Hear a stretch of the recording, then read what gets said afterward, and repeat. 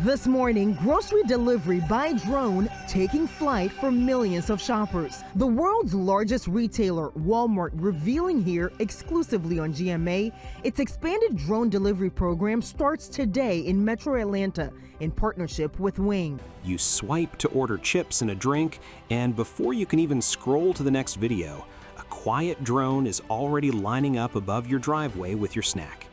No traffic, no driver hunting for parking, no annoying "your order is delayed" message, just click, buzz, and drop, all in about 5 minutes.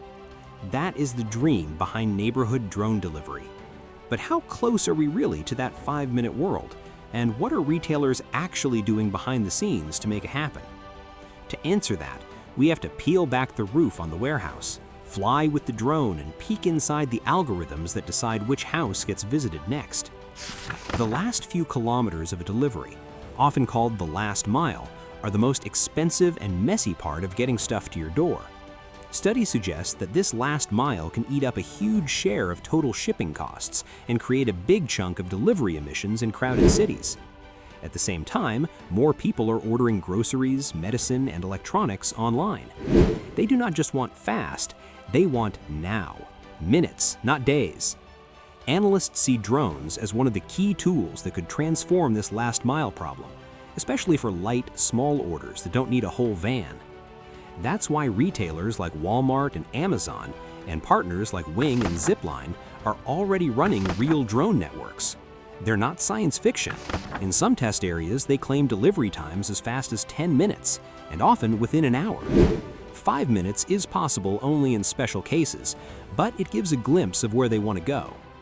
So how does a 5-minute drone delivery actually start?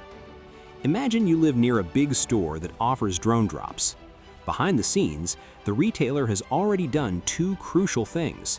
First, they've moved the right products closer to you. Instead of shipping your order from a giant regional warehouse, the items most likely to be flown by drone, snacks, small electronics, over-the-counter medicines, phone chargers, are already sitting inside local stores or tiny micro warehouses nearby. That way, picking and packing takes seconds, not hours. Second, they've drawn invisible circles on the map. The service defines a drone radius around each launch site, usually several miles, where drones are allowed to fly and where customers can use drone drop-off spots. Newer drone programs talk about specific radiuses and rules that keep flights low and routes simple. When you place an order, a decision engine runs through a checklist in a fraction of a second. Is everything in your cart within the drone's weight limit? Many systems cap this at roughly 5 pounds. Is your address inside the drone delivery zone? If you live just outside the ring, you won't even see the drone option. Is the weather good enough for safe flight?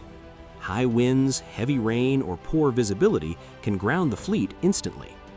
If all the answers are yes, you see a drone delivery option with an estimated time. Depending on the retailer and your distance, this might be 10 to 30 minutes. Some services advertise many drops in 30 minutes or less, and in ideal conditions, they can do it in about 10. 5-minute delivery only happens when you live very close to the launch site and the system is finely tuned. But once you choose that drone option and hit checkout, the race truly begins. Inside the store or hub, a worker or robot grabs your items almost immediately. They load them into a special container designed for the drone. Think of it as a small, aerodynamic locker with just enough room for your order. At the same time, the flight software is busy. It calculates the shortest safe route from the hub to your drop zone. It checks for no-fly areas, obstacles, and other drones already in the air. It finds a time slot in the schedule, so dozens of flights don't cross each other like a messy spider web. Some drones use separate sets of motors for different phases of the flight. One set handles vertical lift, giving them helicopter-like precision for takeoff and landing. Another set handles forward flight, making them more like small airplanes once they're cruising. With short routes and everything prepared in advance, some deliveries have been completed in under 3 minutes for very close customers. Zipline's approach adds another twist. A larger aircraft carries a small delivery droid that glides down toward your home. The droid can descend on a tether or drop gently with control surfaces, placing the package with surprising accuracy even in tight spaces. In many cases, they aim to cover about 10 miles in roughly 10 minutes.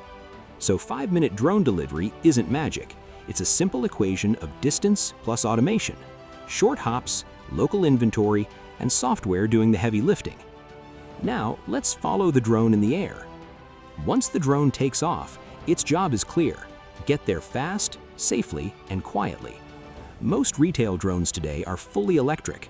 They follow pre-approved routes at low altitudes and use a mix of sensors, global positioning, internal measurement units, cameras, sometimes radar or LiDAR, to stay on course and avoid obstacles. As the drone reaches your house, it usually doesn't land on your roof or driveway like in a movie.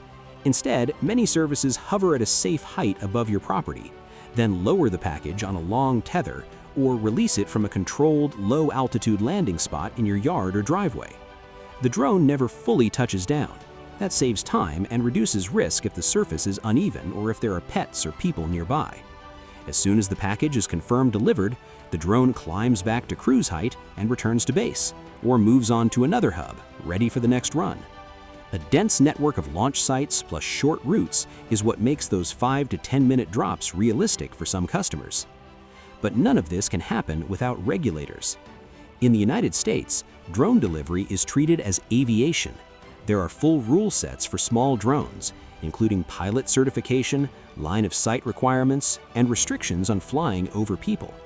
To go beyond visual line of sight and carry packages for money at scale, companies often need extra approval under air carrier-style rules. Amazon, Wing, Upsea, Zipline, and others have spent years working with regulators to get special permissions and to shape new standards that would make large-scale operations safer and more routine. When crashes or incidents happen, national safety boards step in, investigate, and sometimes push for software and procedure changes. All of this means 5-minute neighborhood delivery sounds fun and futuristic, but underneath, it's treated like serious aviation, with strict safety checks and constant oversight. So why are retailers so determined to make this work? First, speed is a powerful marketing tool. Being able to say you can get a forgotten ingredient, a phone charger, or baby medicine in 10 to 30 minutes makes a store feel like a hero to stressed customers. That level of convenience keeps people inside one app and builds habits. Second, automation changes the cost structure. The last mile is labor-heavy and inefficient. If a portion of those trips can be handled by drones or other automated systems, the cost per delivery can fall. Some studies suggest that in the right conditions, automation could cut last-mile costs by significant percentages, especially for light packages. That doesn't mean delivery trucks vanish. For dense urban routes with many stops, electric vans and bikes still make a lot of sense. Drones shine when the package is light, the route is short, and the customer is willing to meet the drone in a safe drop zone. 5-minute drone drops, then, aren't the whole system. They're a sharp, surgical tool inside a much bigger logistics toolbox. Of course, there are catches. Many communities worry about noise from buzzing drones overhead, about privacy with cameras and sensors, and about the idea of a sky full of flying brand logos. Weather is another limit. Lots of current systems only operate in daylight and fair weather. Strong winds, heavy rain, and storms can shut down operations quickly. Weight and size limits also matter. You are not getting a fridge, a couch, or even a full week of heavy groceries in 5 minutes by drone. Most systems today focus on small, high-value, or urgent items.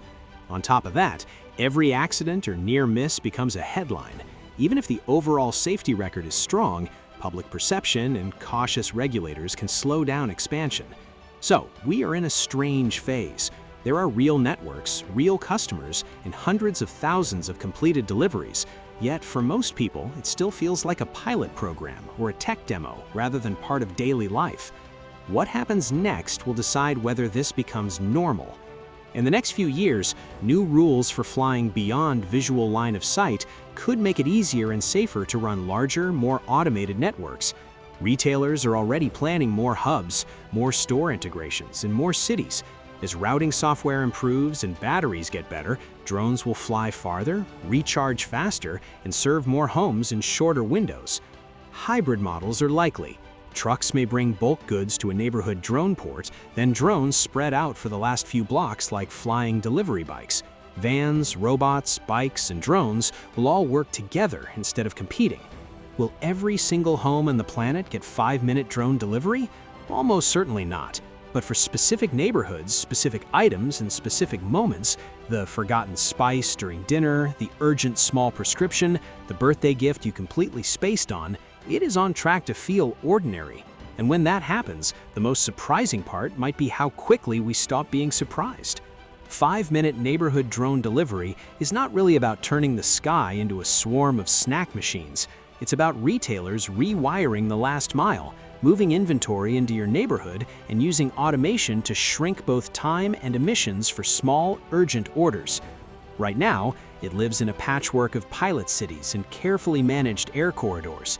With each new hub, updated rule, and successful drop, it chips away at the belief that faster delivery always means more vans and traffic. If this vision plays out, the next time you tap Order Now, you might not ask how many days or even how many hours. You might just wonder whether your snack will beat you back to the couch in 5 minutes flat.